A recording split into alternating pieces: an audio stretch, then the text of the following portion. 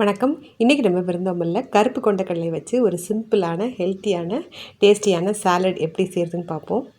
இதுக்கு நான் இன்றைக்கி 100 கிராம் அளவுக்கு கருப்பு கொண்டக்கடலையை நல்லா கழுவிட்டு 6 மணி நேரம் ஊற வச்சுருக்கேன். திரும்பவும் ஒரு தடவை கழுவிக்கோங்க. ஊறினதுக்கப்புறமும் குக்கரில் கழுவி வச்சுருக்க கருப்பு கொண்டக்கடலை அது கூட 2½ கப்பு, நான் 1 கப் அளவுக்கு கருப்பு கொண்டக்கடலைக்கு 2½ கப் அளவு தண்ணி சேர்த்துருக்கேன். கூடவே தேவையான உப்பு சேர்த்துட்டு ஒரு 6லேருந்து 8 விசில் வர வரைக்கும் நல்லா வேக வச்சு எடுத்துக்கோங்க. வேக வச்ச பிறகு தண்ணியை ஃபுல்லாக இந்த மாதிரி வடிகட்டி எடுத்துக்கோங்க.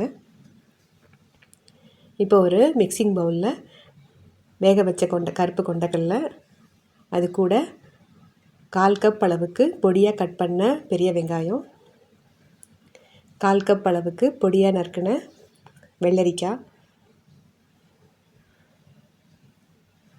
கூடவே 1/4 கப் அளவுக்கு பொடியாக கட் பண்ண தக்காளி பழம், ஒரு பச்சை மிளகாயை நடுவில் இருக்க விதையை எடுத்துகிட்டு இந்த மாதிரி சின்ன துண்டுகளாக நறுக்கி வச்சுருக்கேன், அதையும் சேர்த்துட்டு ஒரு 2 டேபிள் ஸ்பூன் அளவுக்கு துருவின கேரட்டு.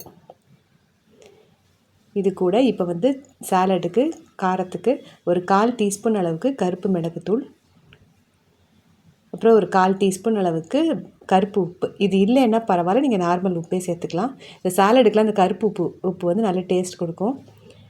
இப்போ நல்லா மெதுவாக மிக்ஸ் பண்ணிடுவோம்.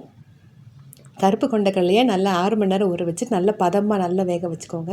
சாலடுக்கு நல்லா வேக வச்சு எடுத்தால் தான் நல்லா உங்களுக்கு டைஜஷனுக்கும் ஈஸியாக இருக்கும். அதே மாதிரி இந்த காய்கறிகள்லாம் மேக்ஸிமம் எவ்வளோ பொடியாக கட் பண்ணுமோ அந்த அளவுக்கு கட் பண்ணிக்கோங்க.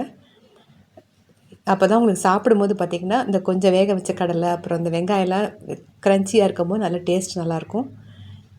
இப்போ கடைசியாக கொஞ்சம் போல் கொத்தமல்லி தழை,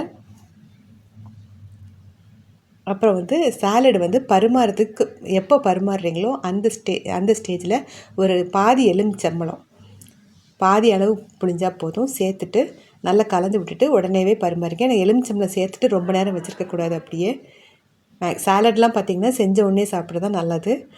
இது பார்த்திங்கன்னா நல்ல ஒரு ஃபில்லிங்காகவும் இருக்கும். உங்களுக்கு இந்த சாலட் சாப்பிடும்போது பார்த்திங்கன்னா அந்த டே ஃபுல்லாகவே நல்ல எனர்ஜியாக தெரியும். இந்த கருப்பு கொண்டக்கடலையை வச்சு நீங்களும் இதே அளவுகளோடு செஞ்சு பாருங்கள். நன்றி, வணக்கம்.